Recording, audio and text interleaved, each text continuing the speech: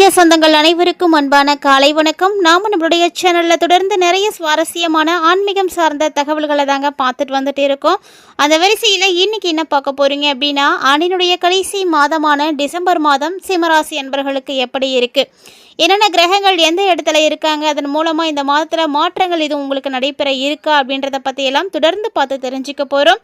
வீடியோக்குள்ளே போகிறதுக்கு முன்னாடி நீங்கள் நம்ம சேனலை சப்ஸ்கிரைப் பண்ணாமல் இருக்கீங்க அப்படின்னா மறக்காமல் சேனலை சப்ஸ்கிரைப் பண்ணிக்கோங்க. கூடவே பக்கத்தில் இருக்கிற பெல் சிம்பிளையும் கிளிக் பண்ணிக்கோங்க. அப்போ தான் நாங்கள் போடக்கூடிய வீடியோக்கள் எல்லாமே உங்களுக்கு நோட்டிஃபிகேஷனாக உடனுக்குடன் வந்தடையும். நீங்களும் பார்த்து பயன்பெறலாம். வாங்க வீடியோக்குள்ளே போகலாம். நாளை டிசம்பர் 4ஆம் தேதி உருவாகக்கூடிய பௌர்ணமி ரொம்ப அற்புதமான பௌர்ணமி. கார்த்திகை மாத பௌர்ணமி அப்படின்னாலே எல்லாருக்கும் தெரியும், ரொம்பவே விசேஷமானது. இந்த முறை பார்த்தீங்கன்னா திருக்கார்த்திகை தீபத்திற்கு மறுநாள் வரதுனால இந்த நாளில் நீங்கள் கிரிவலம் போகும் பொழுது மகா தீபத்தை தரிசனம் செய்யக்கூடிய பாக்கியம் கிடைக்கும். ஸோ அந்த தீபத்தை தரிசனம் செய்தபடியே நீங்கள் கிரிவலம் செல்றதுனால உங்களுக்கு எல்லா விதமான நன்மைகளும் கிடைக்கும். அதோடு பார்த்தீங்கன்னா டிசம்பர் 4ஆம் தேதி வியாழக்கிழமையில் கிரிவலம் போகிறதுனால குருவருள் கிடைக்கும், நிறைய நன்மைகள் இருக்கும், செல்வ செழிப்பானது கிடைக்கும், மனசுக்கு அமைதி கிடைக்கும். ஸோ இந்த மாதிரி நிறைய விஷயங்கள் உங்களுக்கு நல்லபடியாக நடக்கும். அதனால் கிரிவலம் போகக்கூடியவர்கள் எல்லாருமே டிசம்பர் 4ஆம் தேதி நீங்கள் கிரிவலம் போங்க. டிசம்பர் 4ஆம் தேதியிலேருந்து பௌர்ணமி திதி ஆரம்பமாகி டிசம்பர் 5ஆம் தேதி அதிகாலையிலே முடிஞ்சிடுது. ஸோ அது வரைக்கும் நீங்கள் கிரிவலம் போகலாம். ஸோ இந்த பௌர்ணமியை பற்றி நிறைய விஷயங்களை பார்த்துருப்பீங்க. வாங்க இப்போ என்ன மாதிரியான கிரக மாற்றங்கள் எல்லாம் டிசம்பரில் இருக்குது அப்படின்றத பார்த்துடலாம். சிம்மராசினிகளை பொறுத்த வரைக்கும் 2025 ஆண்டினுடைய கடைசி மாதமான டிசம்பர் ரொம்ப சிறப்பான மாதமாக அமையப் போகுது.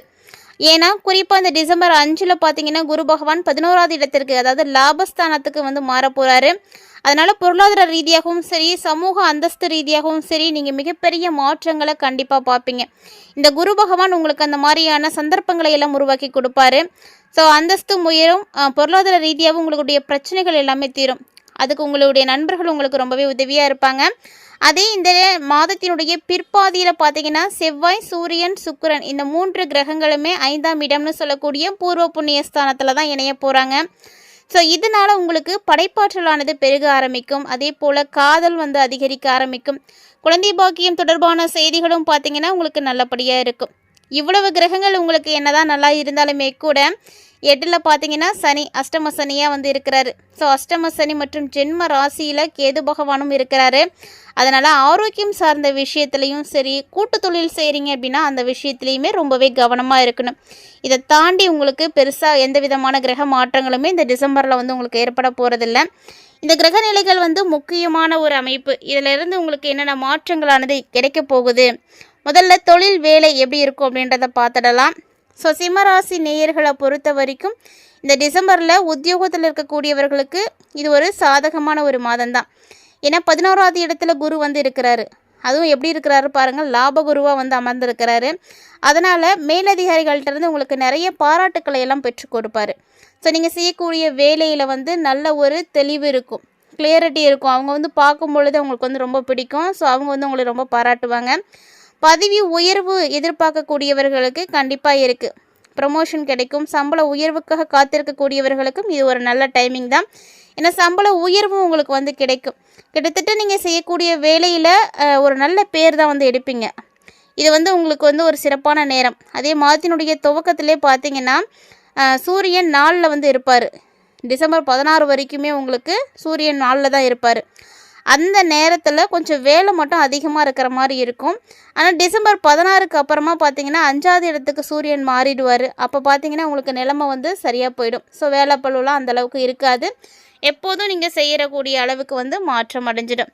இதே கலைத்துறையில் இருக்கக்கூடியவர்களுக்கு, ஊடகம் மற்றும் வடிவமைப்பு துறையில் இருக்கக்கூடியவர்களுக்கு, அதாவது மீடியாவில் இருக்கிறவங்க, ஆர்ட்டில் வேலை செய்யக்கூடியவங்க, இவங்க எல்லாருக்குமே ஒரு சூப்பரான நேரம் தான் இந்த டிசம்பர். ஆனால் அஷ்டம சனி வேறு நடந்துகிட்ருக்கு அப்படின்றதுனால எந்த வேலை செய்கிறதா இருந்தாலுமே ஒரு தயக்கத்தை நீங்கள் காட்டுவீங்க, தாமதம் இருக்கும்.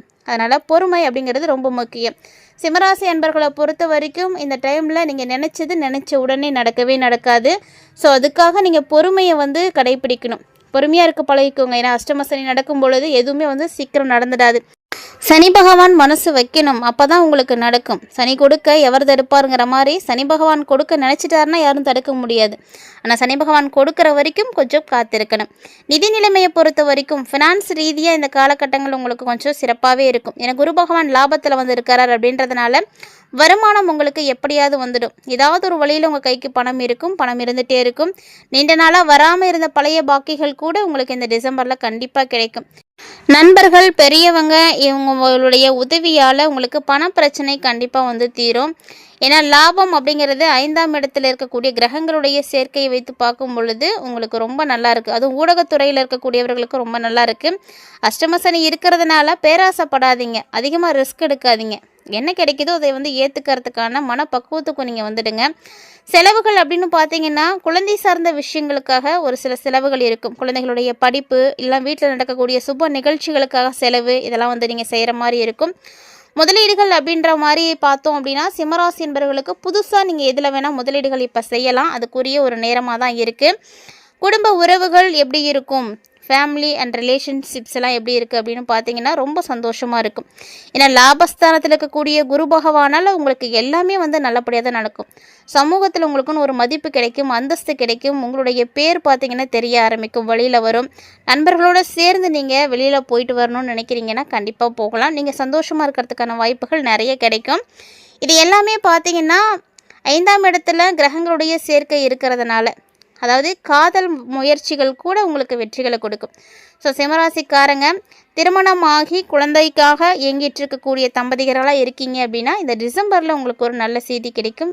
இருந்தாலும் 7ஆம் இடத்துல ராகு இருக்கிறாரு, அதாவது கலஸ்திரஸ்தானத்தில் இருக்கிறாரு. வாழ்க்கை துணையோட சின்ன சின்ன கருத்து வேறுபாடுகள் பிரச்சனைகள் வரதான் செய்யும். ஸோ அதெல்லாம் நீங்கள் தான் வந்து பார்த்து பொறுமையாக ஹேண்டில் பண்ணிக்கணும். மேலும் ஜென்ம ராசியில் கேது பகவான் இருக்கிறாரு. உங்களுடைய ராசிக்குள்ளேயே கேது இருக்கும் பொழுது உங்களுக்குள்ள ஒரு விதமான பாதுகாப்பு இல்லாத மாதிரி ஒரு உணர்வுகள்லாம் ஏற்படும். ஸோ நீங்கள் வந்து சேஃபாக இல்லாத மாதிரி ஏதோ ஒரு வகையில் ஒரு பயத்தை வந்து கொடுத்துட்டே இருக்கும். அதே குடும்பத்தார்கிட்ட வந்து நீங்கள் எந்த வகையில் பயப்படுறீங்க அப்படின்றத மனம் விட்டு பேசுனீங்க அப்படின்னா அந்த பயம் தெளியறதுக்கான வாய்ப்புகள்லாம் இருக்குது. ஆனால் கேது இருக்கிற வரைக்கும் கொஞ்சம் அப்படி தான் இருக்கும். கேது பகவான் எல்லாமே இன்னும் கொஞ்ச நாளைக்கு எல்லாம் மாறிடுவாங்க. ஸோ அது வரைக்கும் வந்து கொஞ்சம் பொறுமையாகவே இருங்க. ஆரோக்கியம் சார்ந்த விஷயம், அதாவது சிம்மராசிக்காரர்களுக்கு எல்லா கிரகங்களும் சரியாக இருந்தாலுமே கூட அஷ்டமத்தில் சனி இருக்கிறதுனால ஆரோக்கியத்தில் பிரச்சனைகள் கண்டிப்பாக ஏற்படும். ஏன்னா உடல் நலத்தில் ஒரு மாற்றம் அப்படின்றது உங்களுக்கு எப்படி இருக்குன்னா ஏற்றமும் இறக்கமும் கலந்தே இருக்கும். 11ஆவது இடத்து குருவால் பழைய நோயிலிருந்து நீங்கள் வெளிவருவீங்க. ஆனால் ஜென்மத்தில் கேதுவும் அஷ்டமத்தில் சனியும் இருக்கிறதுனால உடலில் சோர்வு, மூட்டு வலி, வாய்வு தொல்லை அப்பப்போ இதெல்லாம் வந்துட்டு போகும். இது எல்லாமே பார்த்தீங்கன்னா உங்களுக்கு இந்த டிசம்பரில் வந்து ஏற்படும். ஆனால் எல்லாத்த விட முதல் பாதியில் 4ஆவது இடத்துல செவ்வாய் சூரியன் இருக்கிறதுனால அப்பப்போ வயிறு சார்ந்த பிரச்சனைகள், உஷ்ணம் சம்மந்தப்பட்ட பிரச்சனைகள் இதெல்லாம் இருக்கும். இதெல்லாம் இருக்கக்கூடியவர்கள் உணவுலையும் கவனம் செலுத்துங்க. நேரத்துக்கு சாப்பிட்றதும் தேவையான ஓய்வு எடுக்கிறதும் ரொம்ப அவசியமானது. ஸோ வேலைன்னு வேலையை மட்டும் பார்க்காதீங்க, இந்த விஷயங்களையும் வந்து கவனிச்சுக்கோங்க. வியாபாரம் செய்யக்கூடியவர்களுக்கெல்லாம் பார்த்திங்கன்னா ஒரு லாபகரமான ஒரு நேரம் தான் இது. ஏன்னா குரு வந்து உங்களுக்கு நல்ல இடத்துல இருக்கிறாரு. குருவுடைய அருள் கிடைக்கிறதுனால தொழிலை நீங்கள் விரிவுபடுத்தலாம். டிசம்பர் 5க்கு பிறகு ஒரு புதிய கூட்டாளி கூட உங்களுக்கு சேர்கிறதுக்கு வாய்ப்பு இருக்குது. ஆனால் 7ல் ராகு இருந்துகிட்டே இருக்கிறாரு. அதனால் கூட்டாளிகள் யாரை சேர்த்துக்கிட்டாலும் கணக்கு வழக்குலலாம் கரெக்டாக இருக்கணும், தெளிவாக வச்சுக்கணும், அதுதான் நல்லது. மாத்தினுடைய பிற்பாதி போக போக உங்களுக்கு எல்லாம் சரியாக போயிடும். கல்வி பயிலக்கூடிய மாணவர்களுக்கு இந்த டிசம்பர் பார்த்திங்கன்னா ஒரு அற்புதமான காலகட்டம். ஏன்னா 5ஆவது இடத்துக்கு தான் புதனும் சூரியன் செவ்வாய் சுக்கிரன் எல்லாருமே வரப்போகிறாங்க. அதனால் படிப்பில் நீங்கள் அதிகமான ஈடுபாட்டை ஏற்படுத்துவீங்க, நல்ல ஒரு வெற்றி கிடைக்கும். ஸோ நீங்கள் கண்டிப்பாக கலந்துக்கோங்க. எந்த ஒரு போட்டியாக இருந்தாலும் நீங்கள் தான் வெற்றி பெற போகிறீங்க. கற்பனையினுடைய வளமும் பார்த்திங்கன்னா அதிகரிக்கும். உயர்கல்விக்காக நீங்கள் வெளிநாடு போகணும் அப்படின்னு ஆசைப்பட்றீங்க அப்படின்னா கண்டிப்பாக அந்த டைம் போகலாம். ஏன்னா குரு பார்வை உங்களுக்கு ரொம்ப சாதகமாக இருக்குது. குருவினுடைய பார்வை இருக்கும் பொழுது எல்லா விதமான நல்ல விஷயங்களும் உங்களுக்கு இந்த காலகட்டங்களில் நடக்கும்.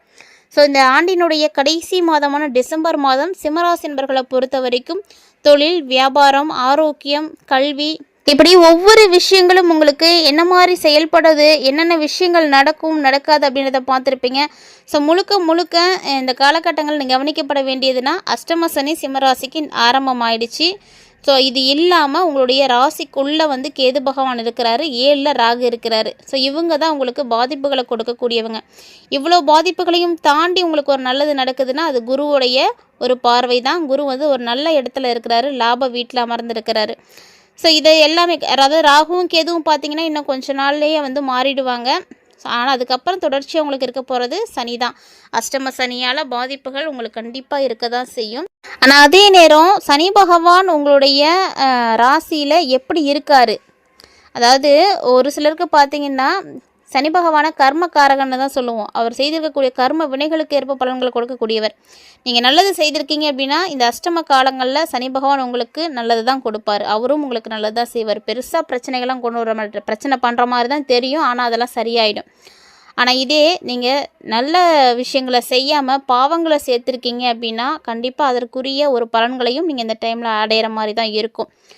இது எல்லாமே பார்த்தீங்கன்னா சனி பகவானை பொறுத்து தான். சனி கொடுக்கணும்னு நினச்சாருன்னா கொடுப்பாரு, கெடுக்கணும்னு நினச்சாருன்னா கெடுப்பார்.